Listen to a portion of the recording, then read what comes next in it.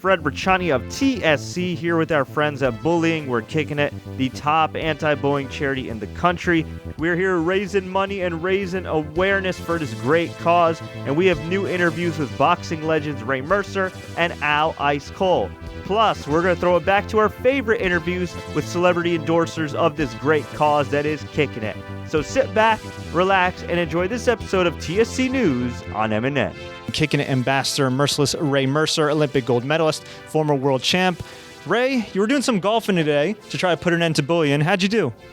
I did fairly well. I learned a couple of different techniques. I can make connections with the ball now, which is better than I can say for my last game. Well, if it makes you feel better, you're a lot better than me. So I think you got some progress here. Now, before we get to everything we're doing here with Kicking It, I see you're rocking a lot of Steelers swag. You got the hat. If you want to show off the rings, you got some rings. You got some Hall of Fame rings. You got some rings. Where'd you find these? Can you explain all of them? Florida Hall of Fame, North and South Carolina Hall of Fame, Marines Hall of Fame. Olympic gold medal, 1988. Just incredible. And here you are. You're for anybody that's ever met Ray, he's a super down-to-earth guy, been a contributor to Kicking It for a long time. You wouldn't know he's an Olympic gold medalist just by talking to him. But when you're a humble guy. But when you sit down and you look back and you see all the respect that you've been getting from all these people here, and you think of where your place in history is, I mean, what comes to mind for you? Oh, man, it's great. I mean, it makes me appreciate the things that I did. I mean, I didn't think they were so big, but to have people coming up to you wanting autographs and you being able to do things to help kids or whatever, it's a blessing, man. And I wouldn't have life any other way. I mean, it's great. Now, last time I saw you, you were on a really good workout plan, dropped a lot of weight. You're still looking great here. What's your secret? Well, I quit drinking alcohol for one thing, and you just have to eat right and live right. That's what I've been doing. I'm getting a little older in life now. It's time to, get the best out of life, and that's feeling good. Otto Wallin gave Tyson Fury a major scare. I mean, really, with that deep cut and everything, I think it was almost like 40 stitches. And Tyson Fury, while he did decisively win the fight, did look human. And, of course, Deontay Wilder still got one more obstacle before they allegedly make that fight in 2020. Do you think we'll finally get the rematch in 2020, and who do you got? I got Tyson Fury in 2020. Wow. And any reason why? I just think he's a better boxer than Deontay Wilder. Deontay Wilder does not have, too good at boxing skills. He's got a lot of power, but you cannot win every fight by knocking everybody out. Now, we're also here, of course, for Bullying. We're Kicking It. Can you tell people a little bit about kickingit.org and what brings us here? Well, I mean, the Kicking It is it's all about the kids, man. And we have Gina Marie. She's sitting here. She's doing a great job with Kicking It. And, I've been a part of it for years, and I'm always going to be a part of it. It's a great program for the kids, and it helps out the parents and everything. And Gina she's just a great person. And when I met her, I just wanted to be a part of what she was doing, which is bullying. And that's a big problem in the United States right now. And over 200 kids a year commit suicide because of bullying. So with that makes it our big problem, man, and we got to come to some kind of conclusion to help them kids out. Absolutely, and if you'd like to make a donation, visit kickingit.org. That's kickingit.org, the only anti-bullying center in the entire United States. They're doing some great things. We're doing some great things here with Ray Mercer. Legend Al Ice Cole. We're here for Kicking It, put an end to bullying at the Concordia Golf Club. Al, how's your golf game? It's getting a little bit better. Surprisingly, it's getting a little bit better. And it can't be too bad because this is my first time playing. So anything better is worse. Now, our good friend Ray Mercer, who's been a longtime contributor of this great cause, this great foundation, he claims that you wouldn't have been a world champion without him. Now, I'm hearing rumors it might be the other way around. Oh, yes. Mercer is my buddy. We've been amateur pals. We was both in the Army together. No one really realized that. I was the light heavyweight, he was the heavyweight. So Mercer was always fighting in Germany overseas. Then when he came to the U.S., he didn't really know nobody because he's been overseas. And I was just trying to motivate him to tell him which fighters are better and which fighters are worse, which ones he can easily knock out. It didn't even matter which one he could knock out because he knocked them all out. Oh, for sure. And you're somebody that is a New Jersey legend, grew up in South Jersey. And to see kind of the resurgence in Atlantic City and in overall the sport in New Jersey, what are your thoughts on all that? Well, I'm really not so sure because you know what? Depends on a lot of fights. Like we was very big when boxers came along. Boxing has faded off, so we're not the same as it used to be. That's the big thing. But we had a big thing with the triple threat: Ray Mercer, Charles Murray, and myself. We all came off the Olympic team. So when boxing was back then in the early '90s, up to 2000, that's when boxing was boxing. Now it's coming back. It's coming back, but it's not as exciting. It's just starting to bring back some stuff. Yeah, I mean, I do think with like ESPN Plus and DAZN, I mean, it is tough to keep up with all of it because it's on different networks. But the nice thing is that a lot of these companies are investing in boxing. Oh yes, that's a good thing because now so many more companies. Like I said, when we was fighting, it was the triple threat with Ray Mercer, Charles Murray, and myself, but also had other up and coming guys, which is a big fan favorite, Arturo Gatti, God rest his soul. So back then, boxing was really exciting and fun. And every casino was like big, exciting fights. It was like always back, almost back to the days of when Sugar Ray and them was on ABC, Wide World of Sports. For you as a boxer, what was the toughest aspect of boxing? Was it the training, the weight cut, getting to the fight? What was the hardest part for you? Myself, it was the same thing about keep myself motively focused. I had to keep myself very focused. I had to be motivated because I was a dominant champ for 6 years. So it came a routine. The main thing was thought about me to make the weight and still stay focused and stay hungry. That was the main thing because, you know, fight game was easy. Fighting is easy. Training is what's hard. Well said. Now, we are, of course, here for Bullying. We're kicking it. Can you talk a little bit about what brought you here today and the great cause we're promoting? Oh, well, you know, kicking it. Kicking it is a great thing because, you know what? People might realize I'm 6'5" now, but I was a little skinny boy. When I graduated high school, I was only 145, 6'1". So people always didn't think I was big and strong. But I had a little attitude, and I didn't want nobody pushing me around. Back then, you know, we call it, you know, push around, playing around. Now it took it to a different level of seriously being bullied. And a lot of people have been bullied, and I'm really glad to show people like me as a little skinny kid. No one ever thought I'd be a world champ Olympian. Little skinny kid, 6'1", 145, is not the most masculine man in the world. So, but the thing about it is about the bullying and pushing, and we try to teach everybody can do everything. And so we don't want nobody to be bullied or pushed around because I teach kids even in school. Sometimes just to teach or believe in yourself. Everybody's not going to be a great athlete. Everybody's not going to be a superstar. So you can define, be the best whatever you could be in what you want to do. So that's what we try to encourage everybody self in their own belief and their own desire. Some people want to be chefs. Some people want to be cooks. It's a different thing, you know. Some people want to be athletes. Some want to be a scientist. Just be the best that you could be. Very wise words from a very wise man. I would imagine, too, events like this, being able to help people, being able to positively impact people, that's going to help you in your transition out of the ring, right? Because I know nothing can compare to being in that ring and being the world champ. But do events like this kind of help you fill that void, being able to help people make a positive impact and kind of building a legacy off of what you did in the ring? Yes, definitely, because you know what? I wasn't the biggest and baddest dude or the toughest person or the in crowd. I wasn't on the in crowd. I was teased because they used back then used to call me Four Eyes. I had these big old guinea goo glasses and everything. So I was being teased and pushed down a lot. I used to call me Mr. Peabody. For some of y'all older people don't know the big sign. As a kid, I used to go look for fossils. So I was always teased and picked on being a brainiac. See, it's more like you could say that movie, Revenge of the Nerds. They're showing like right now, I try to tell everybody, the people that's so-called picking on these nerds, they so-called nerds, I said you better watch out and try to become all those so-called nerds friends, because a few years later, they're going to be your CEO, they're going to be your vice president, they're going to be your boss. So you better learn to quit picking on these people and be their friends. So that's the difference when I'm trying to tell them, instead of just kicking it, instead of just be their friends, because you're going to need them in the future. You're not proving something to anybody but yourself, really. You don't worry about the bullies. At the end of the day, if you're going to be successful, you got to prove to yourself that you can do it, and then the rest will follow. Exactly. That's what I say. Be the best you could be. Don't worry about everybody else. Just be the best that you could be. And then that will lead. Well, it was a pleasure to talk to you, sir. Before we let you go, where can fans find you online? Oh, well, You know what? I'm just my Instagram. I'm starting another Instagram where it's going to be Ice Cold 190, and that's what it is. My name is Al Cole, Alfred Cole, but you can see Ice Cold 190 on Instagram. My name is Alfred Ice Cold. We're bullying, we're kicking it together. Fred Richani, TSC, alongside our friend Lamont, who just got done with a very competitive golf game against some great athletes. Lamont, obviously you got the football background, but how's your golf game doing? Golf game is terrible. I just watched these guys rolling the cart all day.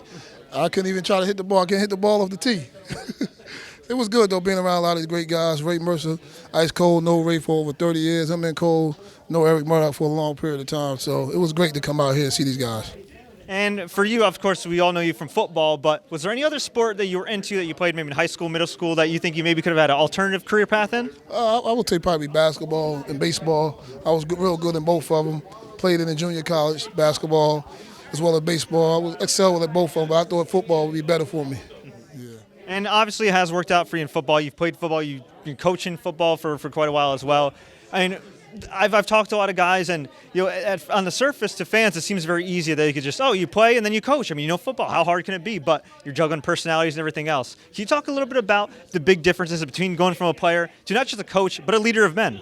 Man, it's very difficult because you got to deal, like you said, you got to deal with a lot of different attitudes. And you got to treat everybody the same. Some players think you get personal treatment, but I didn't coach like that. I was on, especially the good players, I was real hard on them more than the average players. I stayed on real hard. What would you say was your wake-up call when it came to becoming a coach, going from a player? Well, when I was on the football player, my last few years that I was playing, I was doing a lot more coaching than playing. You know what I'm saying? And I had tore my ACL, so I was like really teaching a lot of the young guys about where to be at, learning different positions, the linemen and stuff like that. So I knew I was going to probably coach right after that. So did that help you in your transition to football? Because obviously when you're playing any sport and you're a pro athlete and you're trying to do your thing, I mean, when you have to come to terms with that career ending on the playing side of things, it can be tough for some people. So how were you able to cope with that and transition pretty smoothly to coaching? Well, I knew when I started letting people get off the line of scrimmage on me, that was my most strength. I knew it was time to coach. So average player was getting off the line of scrimmage. And me being a big defensive back, I was really strong to press the guys. And my surgery that I had was great by Dr. Moore, but I still was having hamstring problems. So it really bothered me a lot. So that's why I knew it was time to give up. Yeah, props to you guys. You football players are certainly warriors. So right now as a coach, what is your day-to-day like? Well, it's real tough training, and you got to be hard on them. And sometimes when you're being hard on them, they think you're being too hard on me. No, I'm trying to make you better because I know what it takes to get to that level. And it's real good working with some of the guys that's being avid, turning them to a lot of different players, like just moving them up and working with them. And it's not all about sometimes how good you are athletic-wise. Sometimes you got to be smart and outthink your opponents. Sure. And what do you think about just the growth of pro football overall? And, of course, I mean, the NFL just keeps getting bigger and bigger. But, even the CFL now is on ESPN. You got, of course, arena football. And then, you have the XFL coming up. And who knows how that's going to turn out. It seems like they got a lot of money pumped into that. What are your thoughts on the overall game of the growth of football? Well, I started my career in Canadian football. I played up there for 2 years, and I played arena football for 3. So I know what it takes to each level. We have to get better and better and better. So it prepared me each level. So it's a good growth. I like the XFL. I think the XFL is going to be around a little bit more longer than the other football leagues because you got Vince McMahon. He do a hell of a job with everything that he do. I think he'll be around for a long time, in my opinion. And you got to give him props this time around, too, because it's not just wrestling guys. Like, he hired Oliver Luck, and that's a real hire. That's a real good hire. And he got more NFL coaches. He didn't just go out here and try to make it like a game out of it for people like wrestling. He got a lot of good coaches in there. I really think it'll be a sell, in my opinion. Yeah, we're certainly looking forward to the XFL. We're looking forward to getting to know you more and seeing you more kicking at events. Could you just talk a little bit about the importance of this organization and the positive cause? It's definitely a positive cause. Sometimes a lot of the kids get bullied and stuff like that.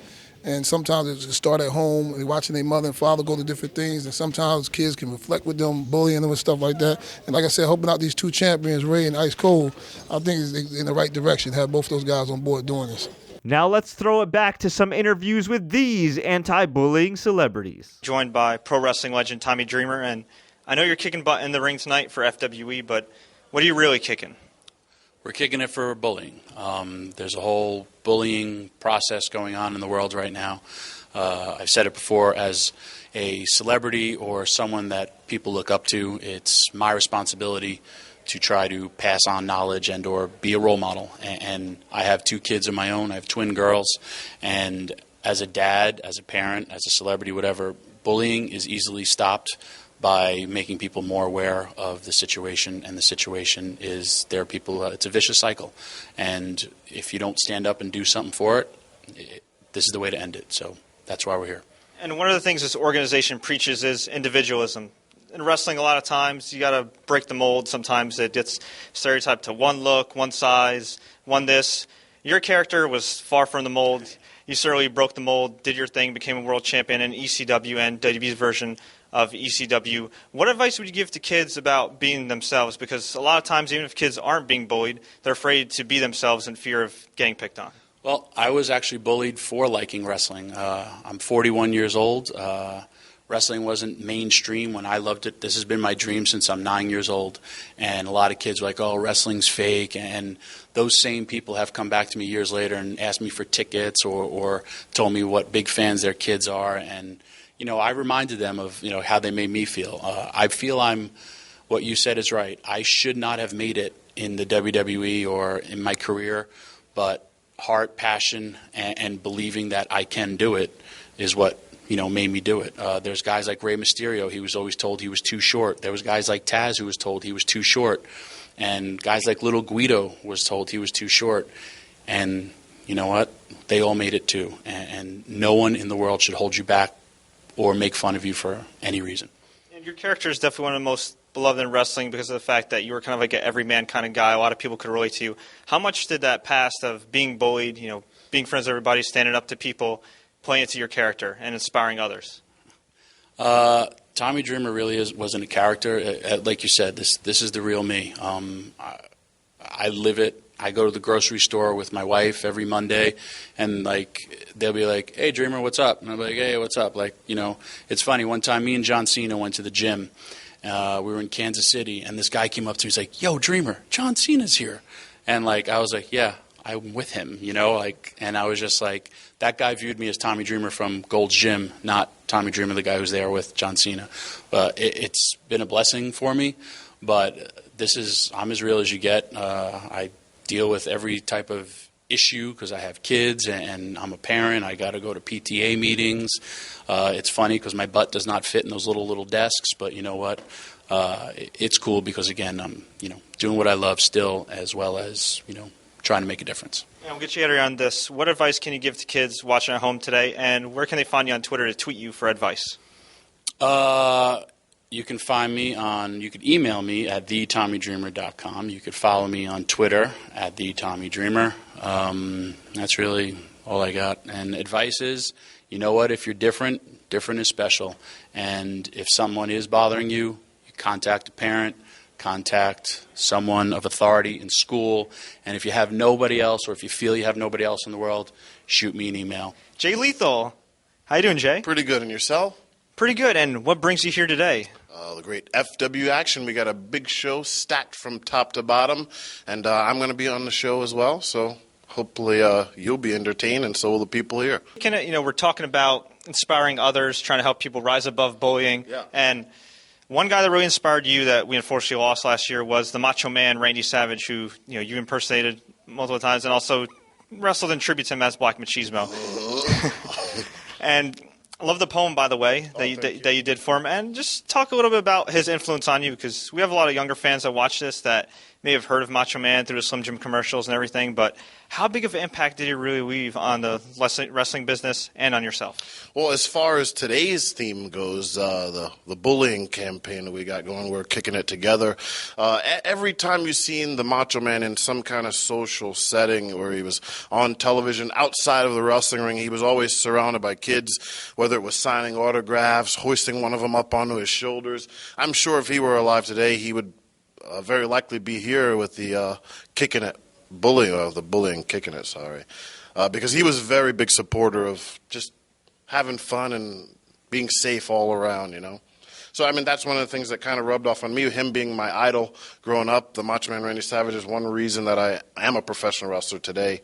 So I like to take everything that I could from him. Even though I never got to meet him face-to-face, I did get to talk to him on the phone several times. He was a really cool person. And just by talking to him, I could hear he was just an all-around nice guy. I wish I could have met him, though.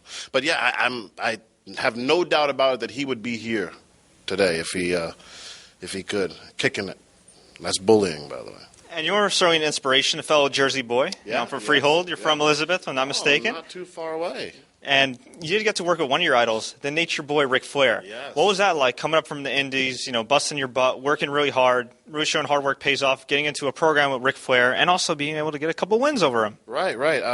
To sum it up, that was probably the greatest day of my life. And I keep trying to tie everything into the bullying theme today. Ric Flair was another one of my idols, and I could have never been a professional wrestler if it weren't for him, if it weren't for going to school, studying, staying focused. And, a little side note, my parents told me, if your grades aren't right, then you can't be a professional wrestler. So my grades always had to be, kept up. And as far as being in school, I'm talking about grades. Everybody who's gone through the school system has seen somebody bullied or they've been a part of it.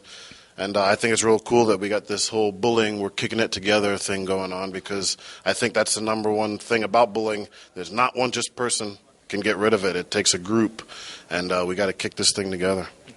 And with bullying, a lot of kids sometimes they do suffer some setbacks and everything. Yeah. What could you recommend to them that get through all that? Because it is tough. I mean, when you're a kid, sometimes you don't know what to do. Sometimes you can't talk to your parents. Sometimes, or you feel like you can't disclose something to a teacher. Right. What's the best advice you give to kids that are being bullied or see bullying? The best advice I can give is you can't hold this to yourself. And like you said, sometimes it's hard to talk to certain people. It's hard to tell a teacher because maybe the bully will find out. Maybe it's hard to even talk to your parents. Unfortunately, I would hate to have a situation where it'd be hard to go to your parents for something. But there's always somebody out there that you can talk to. And please, if you see bullying or you're a part of it, find that one person that is just easy for you to talk to and let them know as fast as you can. Well, Jay Lethal, definitely an inspiration. Where can fans find you online? This is the age of social networking and social media, so I have everything. I have a Twitter, which is The Lethal J. I have a website, thelethalj.com. I have a Facebook, The Lethal J. That seems to be the theme, right? So, there's just go to Google and type in The Lethal J. Actor, martial artist Martin Kove here at the Action Martial Art Mega Weekend. And sir, what brings you here today? Well, it's always an interesting group here, and my friends Cynthia Rothrock and Mike White and Kevin Sorbo, and I really enjoy myself here. And Alan Goldberg is just a great host, wonderful host, and to get a chance to see kids compete, and it's very surreal when you see kids on a red mat. They keep reliving the Karate Kid days, as John Kreese. But in general, it's just a very comfortable event. It's very spiritual. It's kind of fun. And I think it touches upon a lot of good social issues, this event, oddly enough. How have you used martial arts to combat bullying in your life, and how can fans do that as well? Well, I have not, technically I was bullied when I was 7 years old by one kid. And what we did is we went right to the principal. Principal went to the police, and I think he robbed me for 50 cents in the 7th grade. And then what happened was we got him to juvenile aid court, and then his mother pleaded with my mother to please drop the charges and she'll take care of him. And ultimately, this kid became my best friend. And I had 2 more years in the junior high. So it's kind of an unusual story. But, I've worked with Sue Ellen Freed, and we go around to different cities. We've been to Cincinnati and Beverly Hills High and St. Louis and Chicago. And she talks about anti-bullying and her technique, and 2 books she's written about it. And Columbia gave me the clearance to come in and use my gi and show the scenes. I'm bullying people in the tournament and all that, the sweep the leg, the no mercy stuff. And so she talks about emotional bullying and verbal bullying and cyber bullying and physical bullying. And then she even talks about this bullying in cinema.